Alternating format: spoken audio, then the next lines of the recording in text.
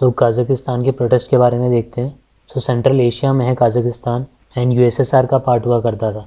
जब से यूएसएसआर का डिसइंटीग्रेशन हुआ तब से ऑटोक्रेटिक रिजीम ही यहाँ चल रही है और यहाँ थोड़ा अनएक्सपेक्टेड था प्रोटेस्ट का होना। रीज़न बीइंग सबसे ज़्यादा स्टेबल एंड सबसे ज़्यादा रिचेस्ट है ये सेंट्रल एशियन कंट्रीज़ में बाकी से कंपेयर करें तो। प्रोटेस्ट स्टार्ट कब हुआ? 2 जनवरी 2022 को प्रोटेस्ट स्टार्ट हुआ। एक वेस्टर्न साइड में टाउन है ज़हानाओज़ेन। अब यहाँ पे प्रोटेस्ट क्यों स्टार्ट हुए? जो गैस प्राइसेस थे वो डबल कर दिए गए, उससे प्रोटेस्ट यहाँ पे स्टार्ट हुए और बहुत जल्दी पूरी कंट्री में होने लग गए। फ्यूल प्राइसेस भी इंक्रीज़ हो रहे थे, उसने और ट्रिगर कर दिया प्रोटेस्ट को। एंड उसके बाद और चीज़ें आ गई बाहर, जैसे ही करप्शन, लोग करप्शन के अगेंस्ट करने लगे। सोशियो इकोनॉमिक इनइक्वालिटी थी उसके अगेंस्ट, और उसके साथ में जो रिजीम चल रही थी उस टाइम उसको चेंज करने के लिए। तो रिजीम को चेंज करने के लिए भी कर रहे थे। तो उसके बारे में देखें तो गवर्नमेंट जो थी उसने रिज़ाइन कर दिया, लेकिन उसके बाद भी प्रोटेस्ट एंड नहीं हुए। एंड इवन नूरसुल्तान नज़रबायेव, ये कौन थे? चेयरमैन थे कंट्री सिक्योरिटी काउंसिल के, और ये पहले प्रेसिडेंट भी रहे हुए हैं। तो इनको भी रिमूव कर दिया गया, उसके बाद भी प्रोटेस्ट चलते रहे। इसके बाद क्या हुआ? कजाकिस्तान के प्रेसिडेंट हैं कासिम जोमार्ट तोकायेव, उनने बुलाया सीएसटीओ को। सीएसटीओ क्या है? Collective security treaty organisation. Help के लिए और डील करने के लिए सब प्रोटेस्ट जो चल रहा था उससे। तो सीएसटीओ ने बहुत जल्दी ट्रूप्स भेजे, 2500 ट्रूप्स भेजे जनवरी 6 को, और इवन रशियन पैराट्रूपर्स और बेलारूशियन स्पेशल फोर्सेस के ट्रूप्स भी आए,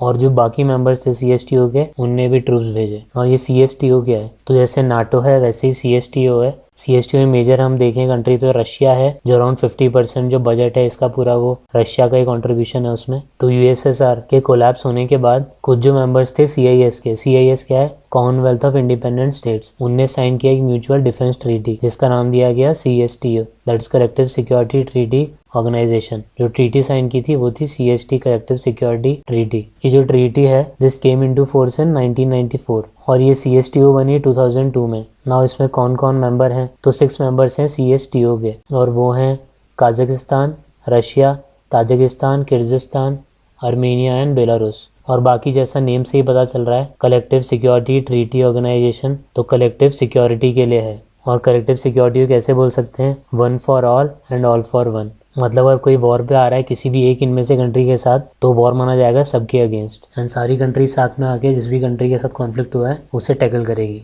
और भी ऐसी ऑर्गेनाइजेशंस हैं जो इस पे काम कर रही हैं, जैसे नाटो, या फिर पहले ऐसे लीग ऑफ नेशंस थी। ऑल्दो सीएसटीओ इतना एक्टिव नहीं रहा है, बट फिर भी ये लोग मिलिट्री एक्सरसाइजेस करते रहते हैं और फैसिलिटेट करते हैं जो भी आर्म्स वगैरह यूज़ होती है उनकी सेल का, जो भी मेंबर कंट्रीज़ हैं उनके बीच। इनकी खुद की पीस कीपिंग फोर्स भी है और एक रैपिड रिएक्शन फोर्स भी है। बाकी अभी यहाँ पे यूज़ हो रहा है कजाकिस्तान में, बट अगर हम लास्ट ईयर का देखें जो डिस्टर्बेंस चल रहा था आर्मेनिया अजरबैजान में, नगोर्नो काराबाख रीजन, वहाँ पे भी कोई फोर्स नहीं भेजी गई थी। लेकिन कजाकिस्तान के इशू में देखा जाए तो सीएसटीओ ने इंटरवीन किया। अब इसका रीज़न क्या है? तो मल्टीपल रीजंस हो सकते हैं, हम लोग कुछ देखते हैं। एक तो पॉलिटिकल इंस्टेबिलिटी आ सकती है कंट्री में। Secondly around 19% of the population जो है कजाकिस्तान की वो रशियंस हैं। देन और भी कंसर्न्स है रशिया को, जैसे कि एक देखा जाए तो अराउंड 7500 किलोमीटर्स की बॉर्डर है जो कि ओपन है कजाकिस्तान और रशिया के बीच में। और जैसे कि प्रोटेस्ट चल रहे हैं तो रशिया को ये भी है कि कोई और आउटसाइड फोर्सेस या कोई और फॉरेनर्स ना आ जाएं जो कि बैक करने लगे इन प्रोटेस्ट को, और जो लोग प्रोटेस्ट कर रहे हैं उनको,